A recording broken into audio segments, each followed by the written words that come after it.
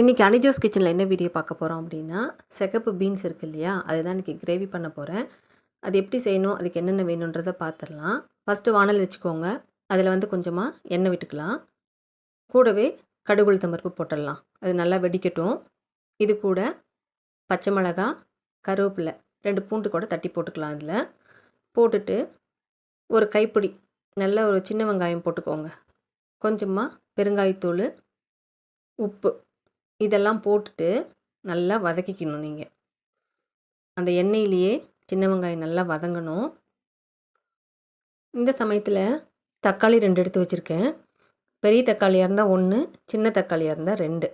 நல்லா ஃபைனாக கட் பண்ணிக்கோங்க. அதையும் அதில் போட்டுட்டு கொஞ்சமாக உப்பு போட்டுட்டிங்களா, இப்போ நல்லா வதக்கிக்கோங்க. அதை நல்லா அந்த எண்ணெயிலேயே வதங்கணும். நல்லா அந்த தக்காளி வந்து கொஞ்சம் குத்தி விட்டிங்க அப்படின்னா நல்லா மசிஞ்சிரும். உப்பு போட்டிருக்கோம் இல்லையா, அப்போ வந்து தக்காளி நல்லா மசிஞ்சிரும். அதுக்கப்புறம் நல்லா வதக்கிட்டு இந்த சமயத்தில் நம்ம மசாலாலாம் ஆட் பண்ணணும். இதில் வந்து பார்த்திங்கன்னா கொத்தமல்லி தூள், மிளகாத்தூள், கறி மசால், கொஞ்சமாக மஞ்சத்தூள் எடுத்துருக்கேன். காரத்துக்கு ஏற்ற மாதிரி நீங்கள் மிளகாத்தூள் ஆட் பண்ணிக்கலாம். அந்த எண்ணெயிலே போட்டுட்டு நல்லா வதக்கிக்கோங்க. தண்ணியெல்லாம் எதுவும் ஊற்றலை, அந்த தக்காளி வெங்காயத்தோட தண்ணி தான். இந்த எண்ணெயிலேயே வதக்கிக்கணும். இந்த சமயத்தில் நான் வந்து பீன்ஸை வந்து நைட்டே ஊற வச்சுருந்தேன். அதையும் உருளைக்கிழங்கும் வேக வச்சு எடுத்து வச்சுருக்கேன். இந்த சமயத்தில் ஆட் பண்ணிடலாம். ஃபஸ்ட்டு பீன்ஸு போட்டுட்டேன். அதுக்கப்புறம் உருளைக்கிழங்கு பாருங்களேன், இதையும் தூக்கி அதில் போட்டுடலாம். போட்டுட்டு உருளைக்கிழங்கு வந்து நல்லா இந்த மாதிரி குத்தி விட்டுருங்க. சின்ன சின்ன பீஸாக நம்ம கட் பண்ணி அதில் போட்டுக்கலாம். போட்டுட்டு நல்லா கிளறிக்கோங்க. உப்பு ஏதாவது பத்தலை அப்படின்னா இந்த சமயத்தில் டேஸ்ட்டு பார்த்துட்டு நம்ம ஆட் பண்ணிக்கலாம்.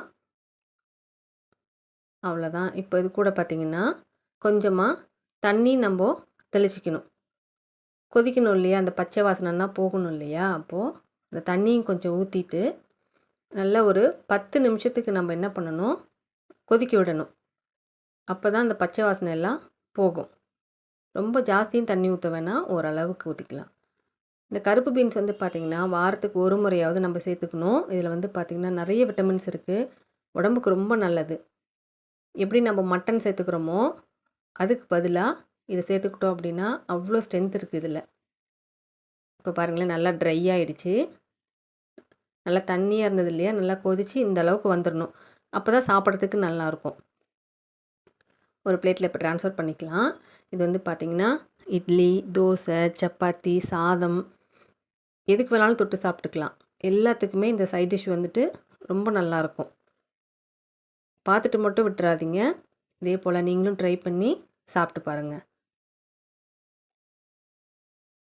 இதே போல் இன்னொரு வீடியோவில் பார்க்கலாம். நம்ம சேனலை சப்ஸ்கிரைப் பண்ணாதவங்களும் சப்ஸ்கிரைப் பண்ணிக்கோங்க. மறக்காமல் பெல் பட்டனை கிளிக் பண்ணிக்கோங்க.